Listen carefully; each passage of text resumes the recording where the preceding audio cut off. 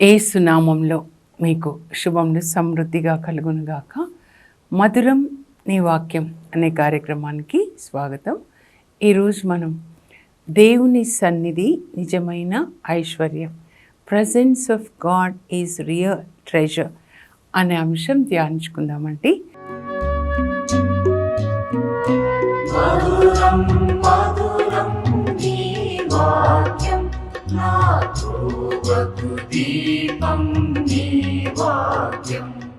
యేసు ప్రభు మత్తయి సువార్త 13వ అధ్యాయంలో పరలోక రాజ్యాన్ని గురించి మాట్లాడతారండి. పరలోక రాజ్యం అంటే ఆ రాజ్యంలో ఎవరు ఉంటారు? రాజు.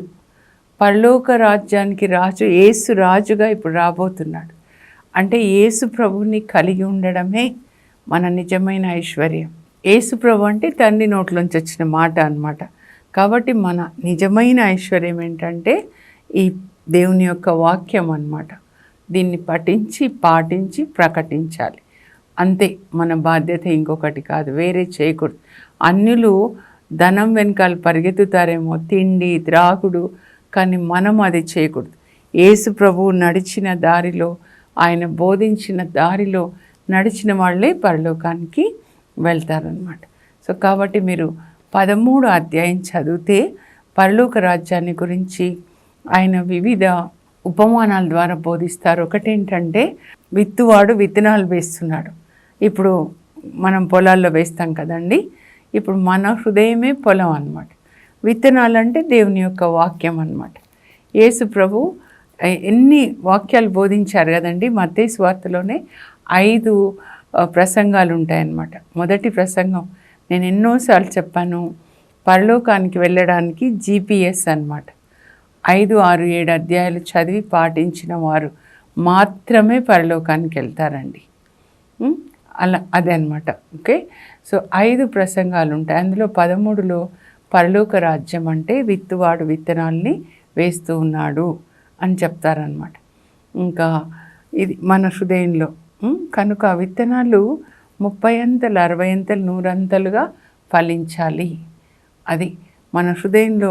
శౌరివారు అనుకోండి, ఇన్యాసి వారి ద్వారా ఆయన హృదయంలో ఒక వాక్యం మత్తయి 16:26 అన్నమాట. మానవుడు లోకమంతా జయించి ఆత్మని కోల్పోతే ఏం లాభం? ఆ వాక్యం మొదట్లో వింటున్నాడు కానీ ఆలోచించలేదు. 5 సంవత్సరాలు అదే వాక్యం ఇంకా అది హృదయం లోపలికి వెళ్తుంది, నాటబడుతుంది, మొలకెత్తుతుంది. అప్పుడు ఆలోచిస్తాడు, ఎందుకు నేను ఈ లోక వ్యామోహాలు వెనకాల వెళ్తున్నాను? ఎందుకంటే ఇంకొక విత్తనం, ఈ లోకము దాని వ్యామోహం గతించిపోతుంది, కానీ దేవుని చిత్తం చేసేవాళ్ళు చిరంజీవులుగా ఉంటారు. యోహాన్ రాస్తాడు మొదటి లేఖలో 2వ అధ్యాయంలో 15-17 వరకు. మీరు ఈ లోకాన్ని ప్రేమించొద్దు, లోకంలో ఉన్న దేన్ని ప్రేమించొద్దు. శరీర వాంఛలు, నేత్రాశ, జీవపు డంబము దేవుని నుంచి రాలేదు, అవి సాతాను నుంచి వచ్చాయి. కనుక ఈ లోకము దాని వ్యామోహం అంతా గతించిపోతుంది. దేవుని చిత్తం చేసేవాళ్ళే పరలోకానికి వెళ్తారనమాట. అది యేసుప్రభు మార్కు 13:31లో యుగాంతపు సూచనలను గురించి చెప్తూ, భూమి ఆకాశములు గతించిన నా మాటలు గతించవు. అంటే చివరి రోజులలో ఏం జరుగుతుంది అని చెప్తారండి. ఇవన్నీ కూడా జరుగుతాయి. ఒక్క మాట పొల్లుపోకుండా నేను చెప్పిందంతా జరుగుతుంది. కాబట్టి మనం ఏంటంటే సిద్ధంగా ఉండండి అని చెప్తారు.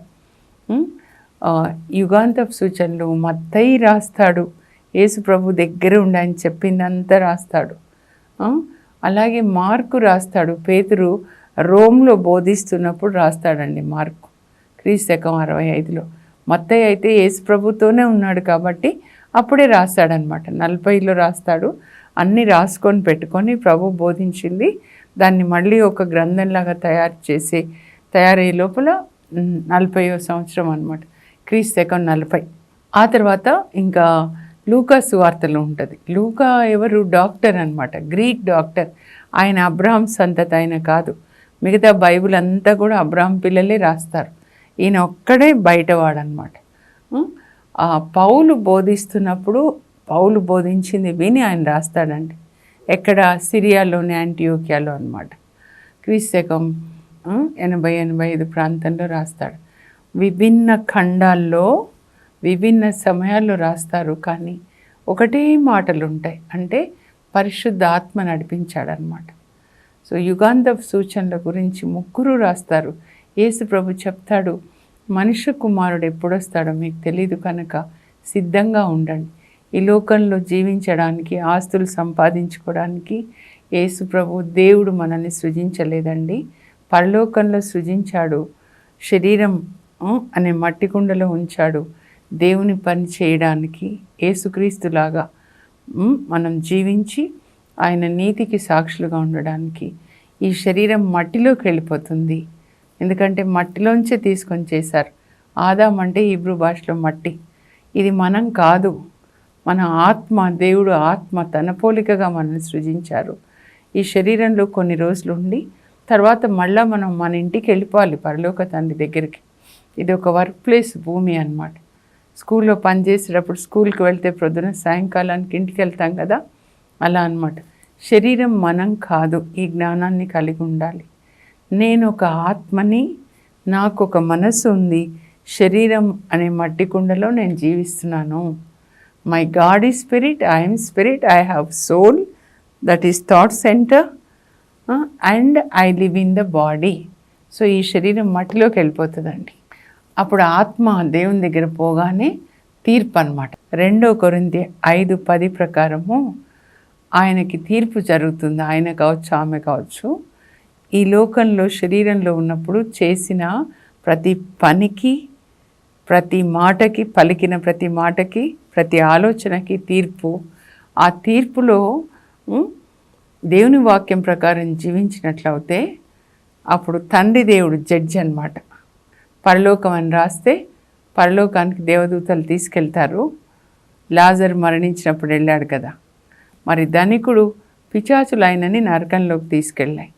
So judgement పరలోకమా నరకమా? నీవు దేవుని ఎదుట నిలబడాలి, నేను కూడా నిలబడాలి. కనుక దేవుని వాక్యం ప్రకారం జీవించాలి. సో ఇక్కడ నిజమైన ఐశ్వర్యము దేవుని యొక్క సన్నిధి అండి. అంటే దేవుని సన్నిధి అంటే దేవుడు అంటే వాక్యం అన్నమాట. ఎక్కడ వాక్యం ఉంటే అక్కడ పరిశుద్ధాత్మ ఉంటారు. ఆ వాక్యాన్ని జీవించడానికి శక్తిని ఇస్తారనమాట. దేవుని సన్నిధిని కలిగి ఉండడం. కొంతమందిని చూద్దామండి బైబిల్లో దేవుని సన్నిధిని కలిగి ఉన్నటువంటి వ్యక్తుల్లో మోషే ఎక్కువ అన్నమాట. నిర్గమకాండం నుంచి కనబడతాడు 4 గ్రంథాల్లో అన్నమాట. నిర్గమకాండము, తర్వాత లేవియకాండం, సంఖ్యాకాండం, ద్వితీయోపదేశకాండం చివరిలో ఆయన గురించి ఏమని రాయబడి ఉంటుందంటే, ఇజ్రాయేలీల్లో మోషే వంటి ప్రవక్త ఇంకొకరు పుట్టలేదంట. దేవుడు మోషేతో ముఖాముఖి మాట్లాడాడు. ఆ ఫరో అధికారుల నుంచి ఇజ్రాయేల్ ప్రజల్ని విడిపించడానికి దేవుడు ఎన్ని అద్భుతాలు చేశారు. ఫరో సముఖంలో 10 అరిష్టాలు కదండి. నైల్ నదిని కొడితే నీళ్ళు ఎర్రగా అయిపోతాయి, దుమ్మును కొడితే దోమలు వచ్చేస్తాయి, కప్పలు వచ్చేస్తాయి, చీకటి, ఎన్ని రకాలు 10 అరిష్టాలు అన్నమాట. ఎన్ని అద్భుతాలు చేశారు. ఇంకా అలాంటి ప్రవక్త ఇంకా పుట్టలేదంటండి ఇజ్రాయెల్ ప్రజల్లో. ఆయన గురించి మీరు చదవండి. మరి ఆయన బండను కొడితే బండ నుంచి నీళ్ళు వచ్చేస్తాయి, వాళ్ళకి ఆహారం కావాలని ప్రార్థిస్తే మన్నాను కురిపిస్తారు. ఇంకా ఆయనని దేవుని సన్నిధిలో అడుగుతాడనమాట సినాయి పర్వతం మీద. నిర్గమకాండంలో 33లో దేవుడు ఆయనతో మాట్లాడుతూ ఉంటాడు. ఇలా తీసుకెళ్ళు, నా దూత నీకు ముందుగా వస్తాడు అని చెప్పి. అప్పుడు నా సన్నిధి నీకు తోడుగా వస్తుంది. ఎందుకంటే దేవుని సన్నిధి రాకపోతే ఆయన వెళ్ళనంటాడనమాట. నేను వీళ్ళని ఇంతమందిని నడిపించలేను, నువ్వు లేకుండా నేను నడిపించలేనంటే అప్పుడు నా సన్నిధి నీకు తోడుగా వస్తుంది. ఎప్పుడు మనం కోరుకోవాల్సింది దేవుని సన్నిధి, కానీ దేవుడిచ్చే ఆశీర్వాదాలు కాదండి. అసలైన ఆశీర్వాదం అదే. ఇదే నిజమైన ట్రెజర్. దేవుని వాక్యము, దేవుని ఆత్మ, తండ్రి దేవుడు ముగ్గురు మనలో ఉండాలన్నమాట. అదే కడరా భోజన సమయంలో యేసు ప్రభు చెప్తారు యోహాను 14:23లో, మీరు నన్ను ప్రేమిస్తే నా ఆజ్ఞలు పాటిస్తారు, అప్పుడు నేను మీకు పరిశుద్ధాత్మనిస్తాను, ఆ తర్వాత నా ఆజ్ఞలు పాటించే వాళ్ళని నా తండ్రి ప్రేమిస్తాడు, మేము ముగ్గురం వచ్చి మీలో నివసిస్తాం. నూతన నిబంధన మనుషులు కట్టిన దేవాలయం కాదండి, అది ఆరాధన స్థలం, అందరం కలిసి ఆరాధించుకోవడానికి. మనమే ఆలయం అన్నమాట. దేవుడు మనలోనే ఉంటాడు. ఆయన సన్నిధిని ప్రాక్టీస్ చేస్తారండి. సెయింట్ లారెన్స్, సెయింట్ ప్యాట్రిక్, పునీతులు అందరూ దేవుని సన్నిధిని కలిగి ఉంటారు. అందుకే వాళ్ళ తల మీద ఇలా వెలుగు పెడతారు చూడండి. అంటే దేవుని సన్నిధిని తీసుకొని వెళ్తారన్నమాట. ఆ సన్నిధి ఏం చేస్తుందంటే అద్భుతాలు చేస్తుంది. దేవుని సన్నిధి అంటే దేవుడు ఏం చెప్తే అది చేస్తారన్నమాట. సొంతగా ఒక్కటి కూడా వాళ్ళు చెయ్యరు. మోషే ఎన్ని అద్భుతాలండి. మేఘస్తంభమై పగలు వాళ్ళు నడుస్తుంటే మేఘస్తంభం అన్నమాట. వాళ్ళ చుట్టూ మేఘం. 6 లక్షల కుటుంబాలు, 20 లక్షల మంది అంటారు. రాత్రి అయితే అగ్నిస్తంభం. అందువల్ల ఒక్కరికి కూడా ఎడారిలో 40 సంవత్సరాల ఎడారిలో ఒక్కరికి కూడా అనారోగ్యం రాలేదండి.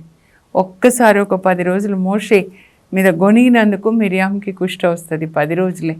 మళ్ళీ మోషే క్షమించమంటే దేవుడు క్షమిస్తారు. ఇప్పుడు మనకి ఏంటండి, మేఘస్తంభంలాగా దేవుని సన్నిధి యోబు చుట్టూ అగ్ని కంచె వేశారు దేవుడు, యోబు 1:10. అందువల్ల సాతాను తాకలేకపోతాడు. ఏ అనారోగ్యం కూడా రాదు.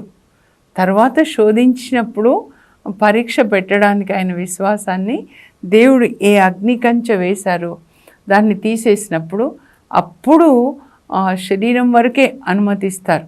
అప్పుడు పుండ్లు ఇస్తాడనమాట సాతాను. ఆ పరీక్ష అయిపోయిన తర్వాత మళ్ళా దేవుడు వచ్చి ఆయనను తాకుతారు, ఆరోగ్యం వచ్చేస్తుంది, ఐశ్వర్యం అన్నీ వచ్చేస్తాయన్నమాట. సో దేవుని సన్నిధి అనేది చాలా ముఖ్యమైనదండి. నాకు ఇది ఇవ్వండి, నేను ఉపవాసం చేశా, ఇస్తారులేండి దేవుడు. యోసేపు దగ్గర వచ్చి ధాన్యాన్ని కొనుక్కుంటారు కదా, డబ్బిచ్చి కొనుక్కుంటారు, వెళ్ళిపోతారు. నేను ఉపవాసం చేశా కనుక నాకు ఇది జరిగింది. కరెక్టే, ఉపవాసం చేస్తే జాబ్ వస్తుంది, పెళ్ళిళ్ళు అవుతాయి, అన్నీ అవుతాయి. వాళ్ళు వస్తున్నారు, కొనుక్కుంటున్నారు, వెళ్తున్నారు. కానీ వాళ్ళ నాన్న యోసేపు, వాళ్ళ నాన్న కొడుకు దగ్గర నుంచి ఏదో తీసుకెళ్ళాలని రావట్లేదండి.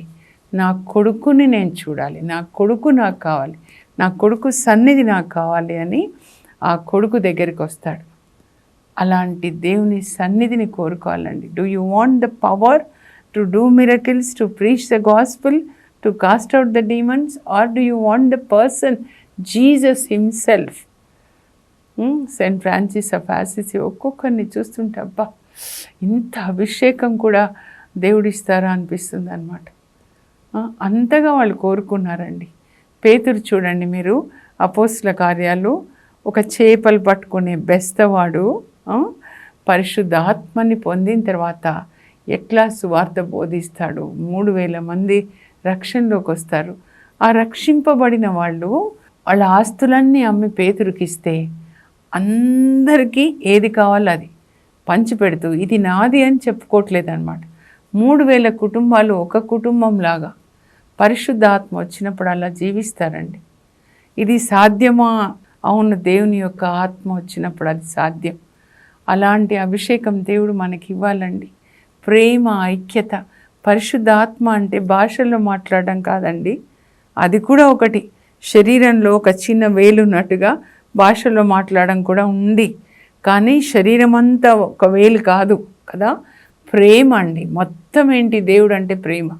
పరిశుద్ధాత్మ నీలోనికి వస్తే నీకు ప్రేమ వస్తుంది అనమాట. జక్కయ్యని చూద్దామండి. యేసు ప్రభు వాళ్ళ ఇంటికి వచ్చాడు, లూకా 19. ఇది అండి రక్షణ. వచ్చినప్పుడు ఆయన ఎవరు? జక్కయ్య ఎరికోలో ఇన్కమ్ ట్యాక్స్ ఆఫీసర్, అందరికంటే రిచెస్ట్ పర్సన్. ఎట్లా అవుతాడండి ఇన్కమ్ ట్యాక్స్ ఆఫీసరు? అంటే దోచుకోవాల్సిందే కదా అవినీతి ప్రకారం. అప్పుడు వాళ్ళ ఇంటికి వచ్చిన తర్వాత, యేసుప్రభు వాళ్ళ ఇంటికి వచ్చిన తర్వాత, యేసుప్రభు సన్నిధిలో ఆయన ఎలా మారిపోయాడో చూడండి.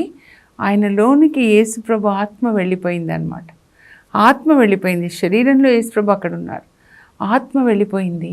ఇప్పుడు ఆ హృదయంలో ఏమైపోయిందంటే, దేవుని ఆత్మ వెళ్ళినప్పుడు దయ్యపు ఆత్మలు వెళ్ళిపోతాయి.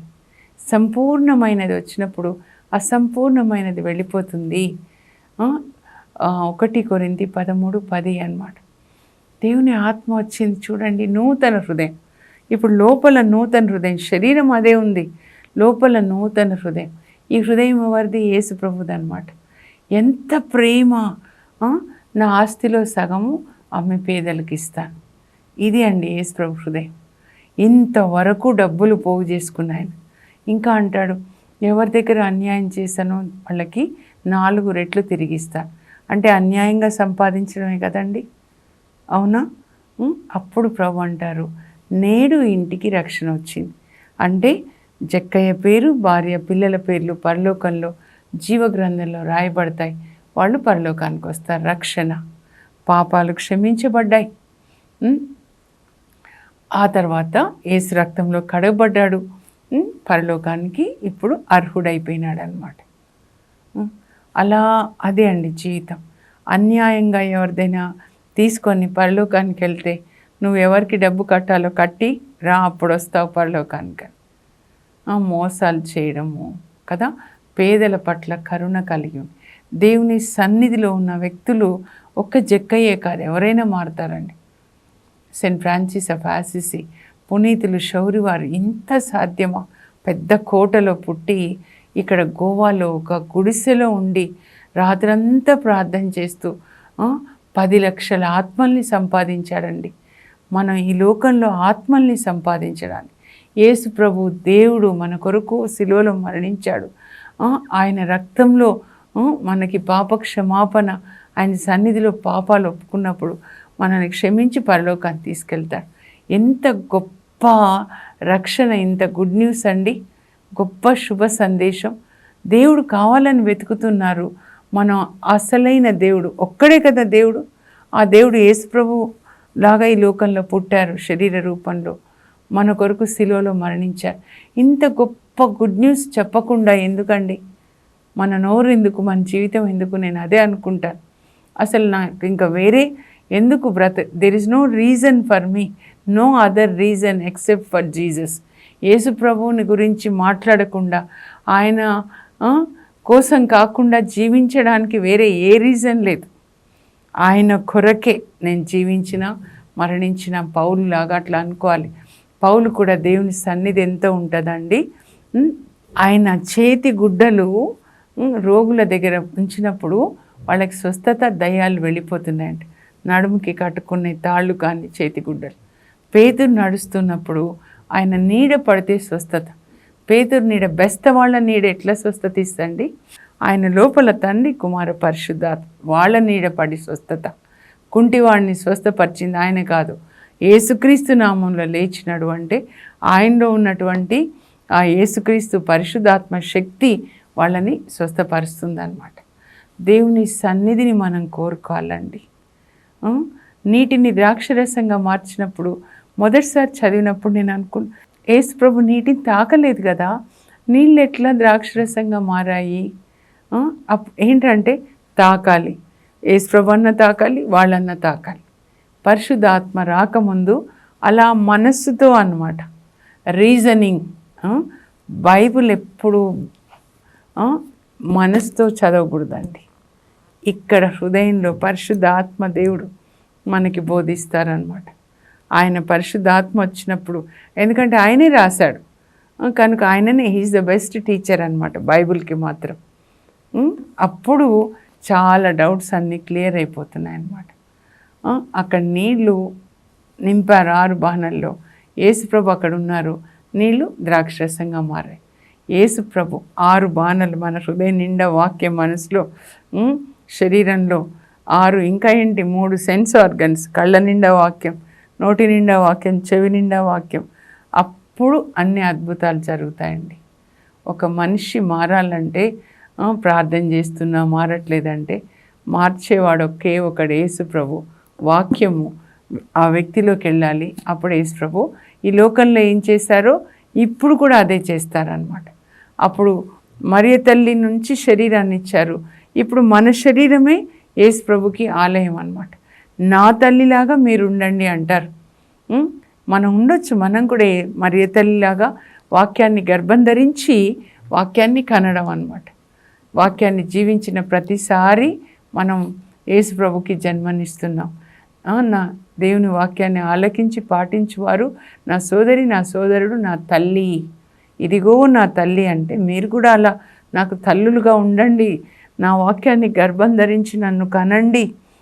లోకానికి నా పరిశుద్ధత, నా కరుణ, నా నీతిని మీరు చూపించండి. దీపాలు, నీతి దీపాలుగా, కరుణ దీపాలుగా, ప్రేమ దీపాలుగా ఉండాలి. ఇంకా ఎలీషాల పడకల మీద మరణించినటువంటి బాలుడు, సారెఫతు విధవరాలి కుమారుడు, షూనేం వనిత కుమారుడు బ్రతుకుతారు కదండి. అసలు ఎంత ఎక్సలెంట్. ఒక వ్యక్తి యొక్క రహస్యమైన స్థలం ఏంటంటే పడక గది. దేవునికి దగ్గర కండి అంటే ఏంటండి? దేవుడు అంటే దేవుని యొక్క వాక్యం అన్నమాట. ఇక్కడ దాచుకోవాలి. హృదయంలో వాక్యాన్ని మనం దాచుకొని ధ్యానించి నోటితో పలుకుతూ దాన్ని పాటించాలన్నమాట. లేకపోతే ఎందుకండి 1500 సంవత్సరాలు కష్టపడి ఈ బైబిల్ని ఇట్లా తయారు చేసి మనకు అందించారు. అన్ని భాషల్లో ఉందండి. ఇప్పుడైతే అన్ని భాషల్లో ఉంది. మీ ఇంట్లోకి టీవీ ద్వారా వస్తుంది. ఎందుకు? మీరు పాటించడానికి, చదవడానికి, చదివి దాన్ని పాటించి ప్రకటించాలి. కూర్చొని పెట్టుకొని మీ పిల్లలకి వాక్యం చెప్పాలి. ఒక మంచి తల్లి పిల్లలకి వాక్యం చెప్పాలి. ఇంకా పౌలు జైల్లో ఉంటాడండి, రోమ్ చెరసాల్లో మొదటిసారి అనమాట, 60 నుంచి 62 వరకు. అప్పుడు జైలు అంటే రెంటెడ్ హౌస్, అద్దె ఇంట్లో ఉంటాడండి. అప్పుడు లేఖలు రాస్తాడు, ఫిలిప్పీలకి లేఖ రాస్తూ, ప్రభువునందు నా జీవితం నాకు ఎంతో ఆనందంగా, ఈ చెయ్యేమో సైనికునితో హ్యాండ్ కప్స్, ఈ చేత్తో లేఖ రాస్తూ, ప్రభువునందు నా జీవితం నాకు ఎంతో ఆనందంగా, I'm rejoicing in the lord. ఈ చెరసాల నన్ను ఏం చేస్తుంది? ఈ మరణము, ఈ దెబ్బలు, కొరడా దెబ్బలు, nothing can separate me from the love of God.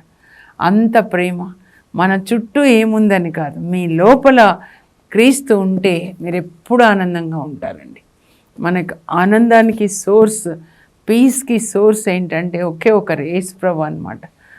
నేను కొన్ని చదువుతానండి, మీరు రాసుకోనండి దయచేసి.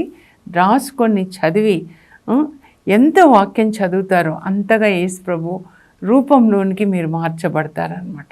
దేవుని సన్నిధి నిజమైన ఐశ్వర్యం. God's presence is real treasure. ప్రపంచంలో నిజమైన ఐశ్వర్యం దేవుని సన్నిధి. మోషే 40 రాత్రులు 40 పగళ్ళు దేవుని సన్నిధిలో ఉంటాడు. మోషే కొండ దిగి వచ్చినప్పుడు అతని ముఖము ప్రకాశించుచుండెను. ఏలియా దేవుని సన్నిధిలో నివసిస్తాడు. గాబ్రియల్ దూత దేవుని సన్నిధిలో ఉండే దూత. దేవుని సన్నిధి నీటిని ద్రాక్షరసంగా మార్చింది.